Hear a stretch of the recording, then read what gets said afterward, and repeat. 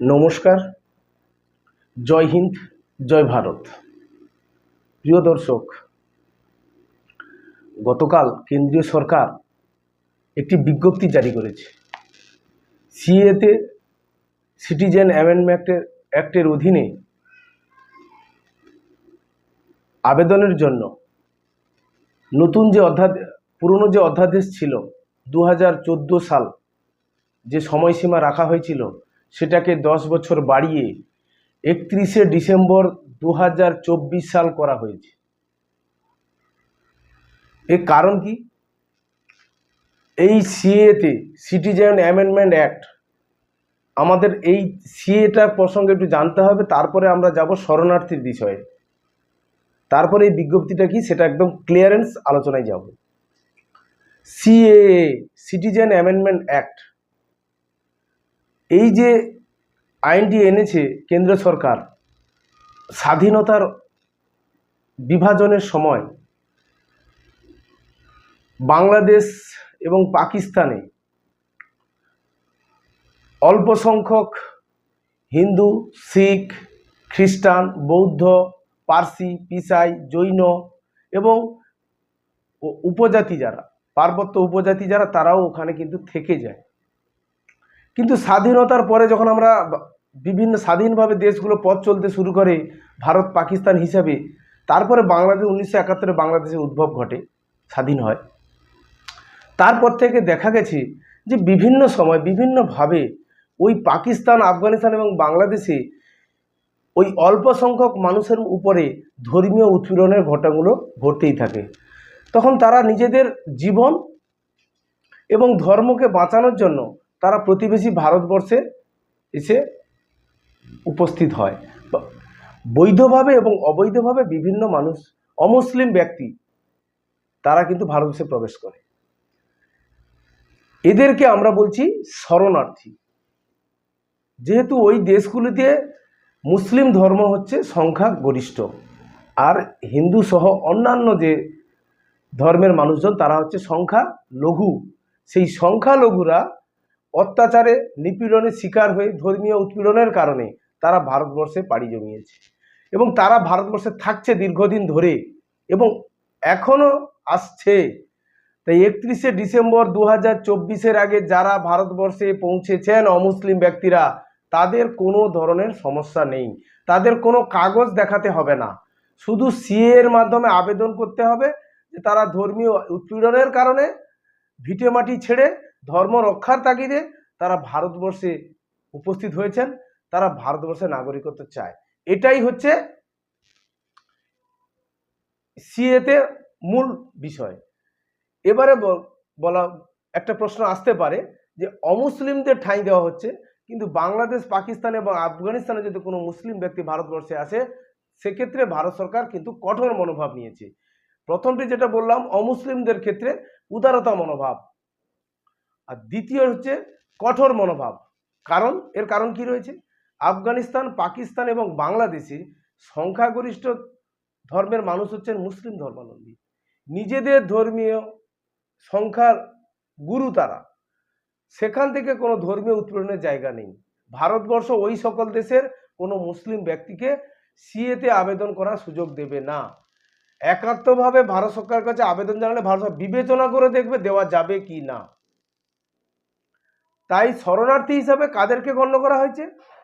হিন্দু, শিখ, বৌদ্ধ, জৈন, পিসাই এবং যে সমস্ত পার্বত্য চট্টগ্রামের যদি কিছু মানুষজন যারা আছেন, অনেকে, তারা হচ্ছে গোর্খা সম্প্রদায় বা পার্বত্য জনজাতি সম্প্রদায়, তারাও কিন্তু ভারতবর্ষে স্বাগত। ভারতবর্ষে এক্ষেত্রে ভারতবর্ষে এসে তাদের কোনো কাগজপত্র দেখাতে হবে না, তারা শুধু আবেদন করলেই হবে। ভারত সরকারের কাছে সিএ এর মাধ্যমে আবেদন করতে হবে ভারতের নাগরিকত্বের জন্য, তবে তাদের নাগরিকত্ব দেওয়া হবে। একটা জিনিস ক্লিয়ার হয়ে গেল। কিন্তু এইবারে দর্শক, যে ধরনের বিভ্রান্তিগুলো ছড়ানো হচ্ছিল, সিএতে আবেদন করলে আপনাদের নাগরিকত্ব চলে যাবে, এই রকম কিন্তু অনেক গুজব বা প্রচারণা চালানো হয়েছিল মানুষের মধ্যে বিভ্রান্ত করার তাগিদে। যারা বিভ্রান্ত করছেন তাদের ব্যক্তি স্বার্থ রয়েছে এখানে। আর সিএ এর মাধ্যমে যে আবেদন রয়েছে সেটা হচ্ছে দেশের স্বার্থ জড়িত রয়েছে, দেশ কি ভাবছে, দেশ কি ধরনের স্ট্র্যাটেজি নিয়ে এগোচ্ছে সেটাই বড়। তাই এই যে শরণার্থী হিসেবে আমরা নিতে পারি, কিন্তু কোনো এই তিনটি দেশ থেকে কোনো অমুসলিম ব্যক্তি মুসলিম ব্যক্তি ভারতবর্ষে এলে তাকে কিন্তু নাগরিকত্ব দেওয়া হবে না। এখানেই ভারত সরকার কঠোর মনোভাব নিয়েছে।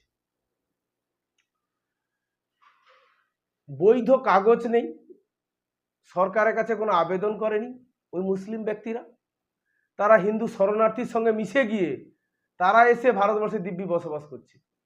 কিন্তু ওই দেশের সংখ্যাগুরু মুসলিম ব্যক্তিদেরকে আমরা ভারত সরকার ঠাঁই দেবে কেন?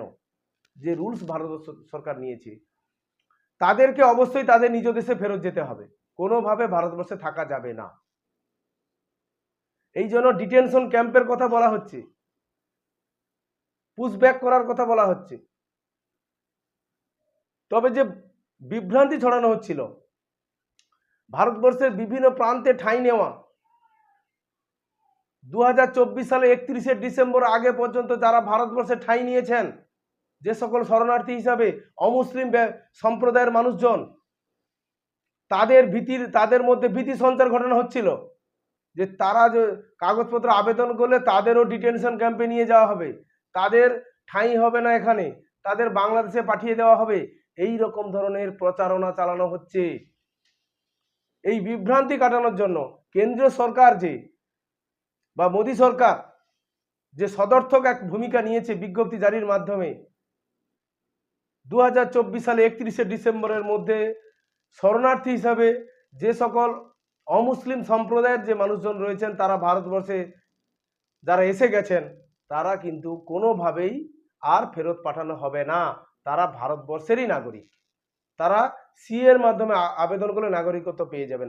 আর আপনাদের নাগরিকত্ব চলে যাওয়ার কোনো ভয় বা বিভ্রান্তি নেই। আর যারা ভয় বা বিভ্রান্তি তৈরি করছে, তারা মূলত ব্যক্তি স্বার্থ কায়েম করার জন্য, তারা রাজনীতির অনেক স্বার্থ রয়েছে, তার কারণে ভীতির সঞ্চার ঘটাচ্ছেন। আপনারা কেন্দ্র সরকার যেভাবে আশ্বস্ত করছে যে ভীতির কোনো জায়গা নেই। অমুসলিম সম্প্রদায় যারা শরণার্থী হিসাবে ভারতবর্ষে রয়েছেন, যাদের কাছে বৈধ কাগজপত্র নেই, তা সত্ত্বেও তারা ধর্মীয় উৎপীড়নের কারণে ভারতবর্ষে থাকলে বা বাংলাদেশে, পাকিস্তান, আফগানিস্তানের অত্যাচারিতের মাধ্যমে এখানে এলে তারা নাগরিকত্ব পাবেন। এটা একেবারে ক্লিয়ার হয়ে গেল। এইবারে যারা ভুল প্রচারণা চালাচ্ছিলেন, যে SIR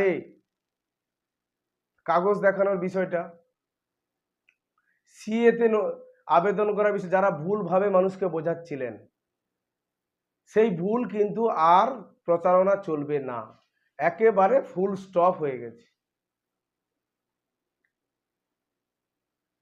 এটাই হচ্ছে কেন্দ্র সরকারের একটি কঠোর এবং উদার মনোভাব। একটা কঠোর মনোভাব রয়েছে, একটা উদার মনোভাব রয়েছে। সুপ্রিম কোর্ট কিছুদিন আগে তার ভার্ডিক্টে বলেছিলেন, মন্তব্য করেছিল সুপ্রিম কোর্ট, যে ভারত কোনো ধর্মশালা নয়, যে যেই আসবে যেভাবে আসবে ভারতের নাগরিক।